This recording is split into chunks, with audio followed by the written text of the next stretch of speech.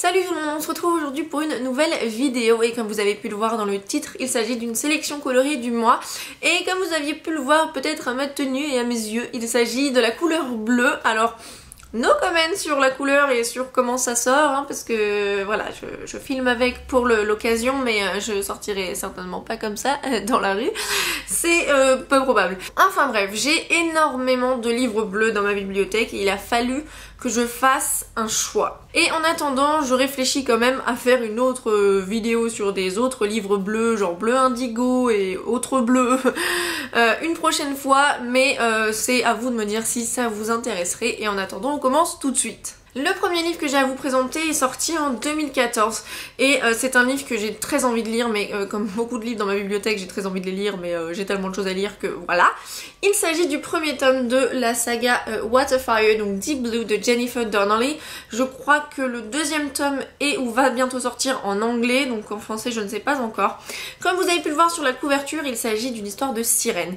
C'est l'histoire de Serafina, princesse de Miromara. Elle est censée se marier avec quelqu'un et elle est plus trop sûre que le gars à qui elle est promise l'aime parce qu'elle pensait qu'il l'aimait et qu'elle l'aime qu'elle l'aime et qu'il l'aime en retour. Et en fait, sa maman va se faire assassinée, elle va être tuée d'une flèche empoisonnée et voilà, elle va partir avec 5 autres sirènes dans une aventure pour essayer de débusquer, de se venger de ses parents. Et je présume que donc son mariage est annulé hein, et apparemment son empire, son royaume est au sein d'une conspiration et que ils veulent en fait anéantir sa lignée, je présume. Et du coup ça m'intéresse énormément. J'adore les sirènes, je trouve qu'on les trouve pas assez en littérature YA ou même dans d'autres littératures, ou en tout cas j'en connais peu des livres sur les sirènes tout simplement. Les hauts de pages de chapitres sont comme ça avec des vagues. Ce que je trouve très très sympa, donc ça renforce un peu la couleur bleue en plus. Pareil, il y a une carte au début du livre et qui est en bleu. Voilà, je trouve que c'est un très bel objet livre et il me tarde vraiment de le découvrir. Je sais pas si vous l'avez lu mais j'en ai eu des retours très positifs. Donc voilà, je vous en parle bientôt j'espère, mais en plus je trouve que la couverture est superbe et c'est bien bleu. Ensuite nous allons parler d'un tome 2, il s'agit de The Eternity Cure de Julie Kagawa. Donc là c'est un bleu très métallisé, très très joli, je l'aime beaucoup. C'est un livre avec des flaps, alors je sais même plus si ça s'appelle comme ça en français. Et je ne sais pas si vous pourrez bien le voir mais c'est avec des deckled edges. Un très beau objet livre, seulement j'avais pris cette nouvelle réédition à l'époque parce que je l'ai trouvé très jolie. Le tome 1 avait été réédité comme ça mais en noir. Et le dernier tome qui a une couverture violette très sympa en anglais, pour l'instant n'est sorti que en hardcover et la version paperback, c'est une version paperback anglais avec une tête au milieu, enfin bon c'était pas très très beau. Donc je sens qu'en fait je me suis fait couiller quand j'ai acheté ces rééditions mais bon c'est pas grave, hein, on va pas... voilà. En tout cas qu'est-ce que c'est que ce livre? Il est déjà sorti en français, ça fait partie de la trilogie Blood of Eden. Alors je ne sais pas si c'est comme ça qu'elle s'appelle en français. C'est une trilogie post-apocalyptique avec des vampires, mais des vampires méchants. Donc je prends en présume des vrais vampires si on veut, hein, si on fait partie de ces gens-là. J'ai lu le premier tome, j'avais bien aimé. Mais c'est vrai que j'étais restée quand même assez détachée de l'histoire et du coup j'ai jamais vraiment repris le deuxième tome. Le troisième tome est même déjà sorti en français donc je me dis ce serait quand même temps que j'essaie de le lire. J'avais bien aimé mais encore une fois j'avais pas été non plus transcendée par cette histoire alors que beaucoup ont eu des coups de cœur et voilà, je ne sais pas vraiment quand je lirai cette suite, il faudrait que j'aille me renseigner sur ce qui se passe dans le premier tome parce qu'évidemment j'ai oublié. Mais voilà, je pense que les couvertures n'ont pas vraiment de signification, je peux me tromper, dites-moi si je me trompe. Je trouve que les couvertures n'ont pas forcément de signification par rapport à l'histoire, mais en tout cas elles sont très très belles. Et du coup, ben voilà, il faut que je découvre cette suite et que je finisse cette trilogie. Ensuite je vais passer à un livre qui est assez sombre, assez noir, mais... il y a du bleu sur la couverture donc je vais aller avec. Il s'agit de The Body Finder de Kimberly Derting qui est sorti en français chez PKJ. Je peux me tromper, je pense que le deuxième tome est sorti parce que c'est une trilogie, mais peut-être pas encore le dernier, mais je peux me tromper, je me suis pas totalement renseignée sur la question. Le titre est similaire, enfin est le même, identique en français si je ne me trompe pas. C'est une histoire de pouvoir, de capacité un petit peu un genre de thriller. En gros, l'histoire de ce livre, c'est que quand un meurtre est commis, ça laisse un écho et en fait il y a une fille, donc le personnage principal, qui ressent ces échos, qui peut voir ces échos, donc elle sait quand il y a un meurtre. Du coup elle se lance à la poursuite de ce serial killer, de cet assassin. Et visiblement il va y avoir un petit peu une histoire comme quoi l'assassin va sûrement comprendre qu'il y a quelqu'un à sa poursuite, alors ça va devenir un petit peu sa nouvelle proie. Et à côté de ça elle a son meilleur ami qui va la protéger et elle tombe amoureuse de ce meilleur ami, donc je ne sais pas, je présume qu'il y a également une romance. C'est un livre que j'avais trouvé en fait en occasion à Gibert. Et voilà, ça me tentait bien de le découvrir, je trouvais l'intrigue intéressante. Mais Lucie n'a pas aimé si je ne me trompe pas, donc j'espère que pour moi ça le fera. En tout cas je trouve la couverture magnifique et si vous l'avez lu n'hésitez pas à me dire ce que vous en avez pensé. Ensuite on passe à un livre que j'avais trouvé en brocante l'année dernière, j'avais fait une très bonne affaire, 2 € pour un grand format en parfait état. C'est un livre que Noémie a d'ailleurs pris également lorsqu'elle était venue à Paris à Gibert mais en poche. Il s'agit de Jumelles de Saskia Sarskinson. Donc comme vous pouvez l'imaginer, il y a une histoire de jumelles dedans. Voilà, il y a du bleu par là, il y a du bleu là, du bleu là. Donc je l'ai mis dans le bleu, je trouvais que voilà, ça sonnait bien. Quand elles étaient enfants, elles étaient inséparables. Et puis en grandissant, elles se sont totalement éloignées. Alors il y en a une des deux, je ne sais pas laquelle, qui est anorexique. Et l'autre qui mène une vie assez bonne. Elle travaille dans un magazine de mode... et partage la vie d'un photographe en vue. Et du coup, en fait, je crois qu'elles vont essayer de se rappeler, de comprendre pourquoi elles se sont éloignées, quel événement dans leur vie a fait que ça s'est passé comme ça. Je présume que c'est un peu un thriller aussi parce qu'il doit s'être passé quelque chose d'assez grave pour que ce soit le cas. Ça me semble assez intriguant. Je n'ai pas vu les notes sur internet, j'espère qu'il me plaira. Et si vous l'avez lu, pareil, toujours, dites-moi ce que vous en avez pensé. Ensuite on passe à un livre que j'avais trouvé également en brocante je crois et à un très bon prix, je crois 1 €, quelque chose comme ça. Alors là vous allez me dire Justine, le bleu, bon mais je trouve quand même que c'est à majorité bleu. Voilà, vous me direz ce que vous en pensez.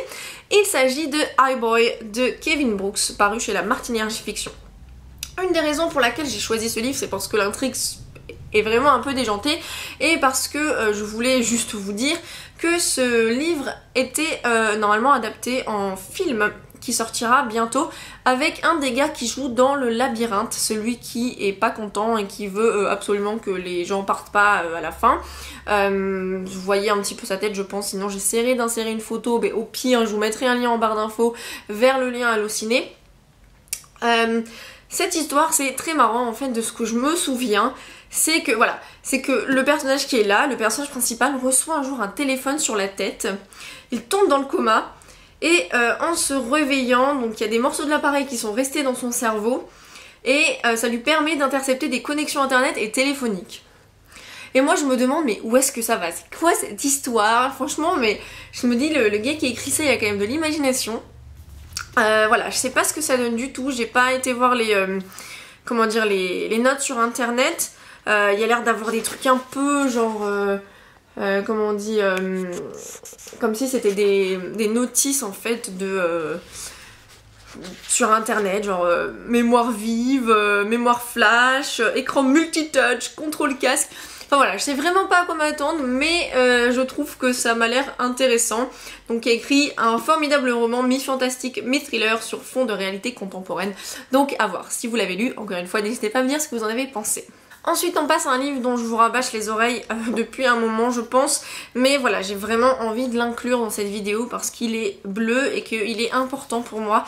Il s'agit de Wonder de R.J. Palacio, donc paru chez Pocket Jeunesse, qui est maintenant disponible en poche, donc vous pouvez le découvrir à petit prix.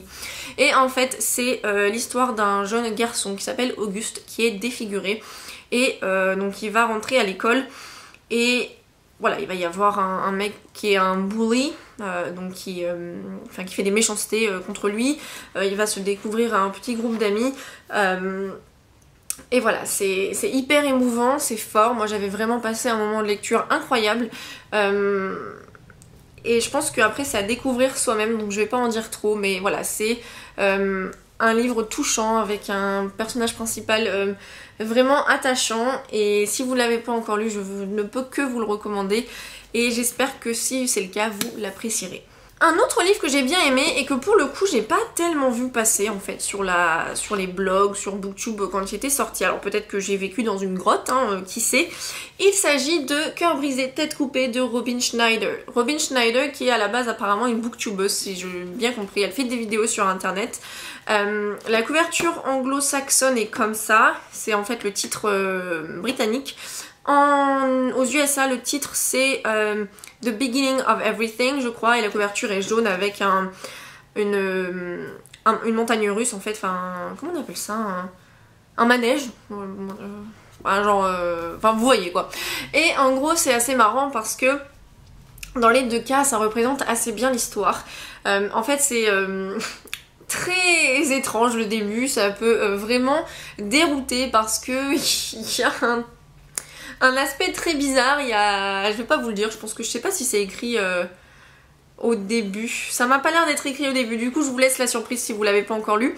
En gros il se passe un truc mais genre what the fuck, et après ça se transforme en contemporain assez classique, un garçon qui était un peu un grand sportif dans son lycée, qui lui arrive quelque chose et que du coup il n'est plus aussi populaire, aussi voilà, il a plus la possibilité de faire ce qu'il aime, et il rencontre une fille qui va un petit peu lui remonter le moral, lui redonner le sourire.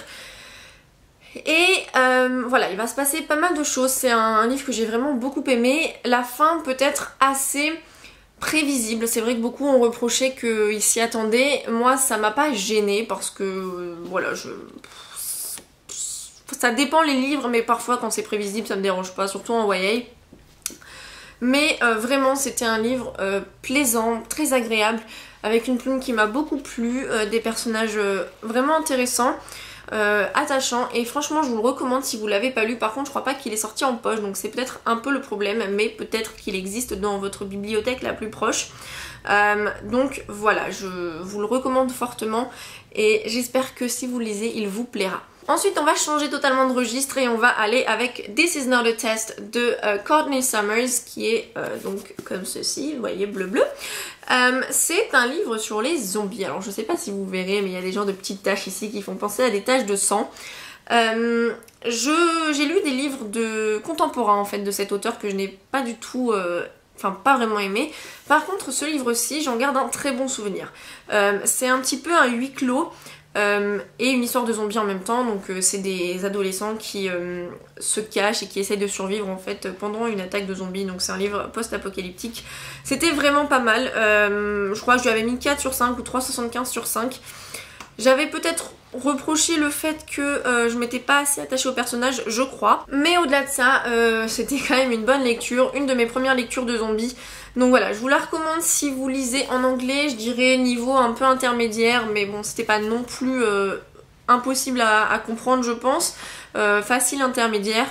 Et il y a une novella qui est sortie il n'y a pas très longtemps, qui est on va dire un peu la suite, donc il faudrait que je la lise. En tout cas c'est pas sorti en français, j'aime beaucoup la couverture et voilà, je vous le recommande si vous êtes adepte du genre.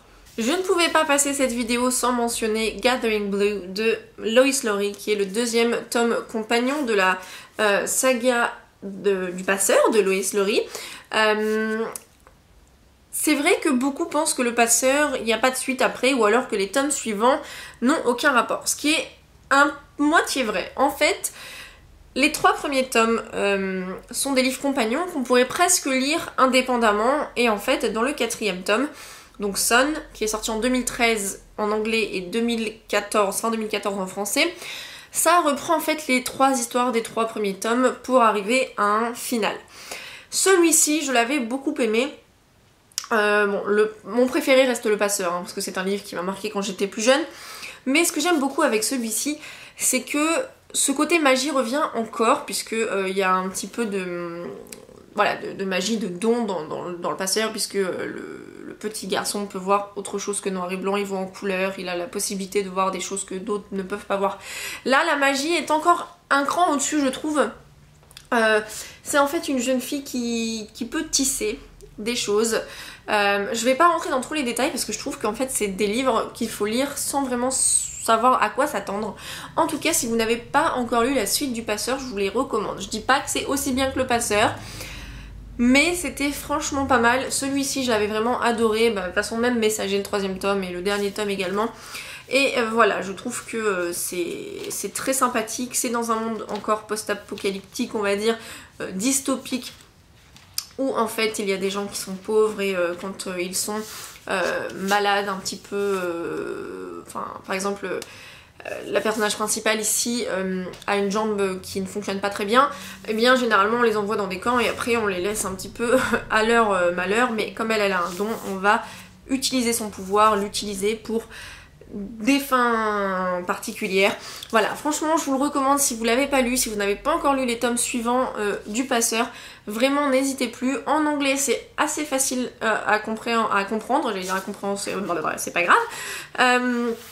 C'est très aéré et voilà, moi je vous recommande. En français les couvertures sont un peu plus moches, mais bon, que voulez-vous. Et enfin je termine avec Girl Online de Zoé Sugg ou Zoéla. Donc voilà, vous allez me dire Justine c'est pareil, il y a plus de couleurs que de bleu. Peut-être que vous le voyez pas trop à la caméra, mais c'est quand même à majorité bleu. Et la raison pour laquelle j'ai choisi ce livre, c'est pour vous prévenir que le livre allait enfin sortir en français. On a une date, on a un éditeur. Pas encore de couverture. Le livre sortira donc le 7 mai prochain, si je ne me trompe pas, d'après le lien de précommande Amazon que je vous mettrai en barre d'infos si ça vous intéresse. Et c'est la Martinière J-Fiction en fait qui a acheté les droits de ce livre que moi j'avais bien aimé. Alors je sais qu'il y a beaucoup de controverses sur ce livre parce que Zoé Sugg ne l'a pas écrit toute seule. C'est, comment elle s'appelle déjà, Siobhan Kuaran qui a majoritairement écrit l'histoire. On va pas revenir dessus, moi je suis très contente de l'avoir lu, quel que soit l'auteur vraiment de ce livre. J'ai envie de dire c'est un travail collectif entre elle et Siobhan Kuaran, mais voilà. En plus le livre objet est très joli, donc peu m'importe. C'est un contemporain un peu classique, mais j'avais vraiment passé un agréable moment de lecture. C'est l'histoire d'une jeune fille qui s'appelle Penny qui est blogueuse, mais blogueuse... anonyme, qu'est-ce que je dis moi aujourd'hui, une blogueuse anonyme, et en fait elle va partir un jour aux États-Unis à New York, elle va rencontrer Noah, et en fait elle ne saura pas qui est Noah vraiment, et voilà, ils vont sortir ensemble, mais il va y avoir des choses qui vont se passer et tout ça.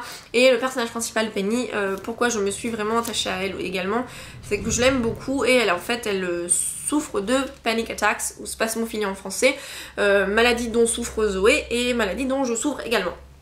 Et c'est vrai qu'on le voit très peu dans les livres YA, beaucoup le considèrent pas comme une maladie, mais c'est une maladie. Et du coup ça faisait un peu plaisir de voir qu'on en parle en fait, tout simplement.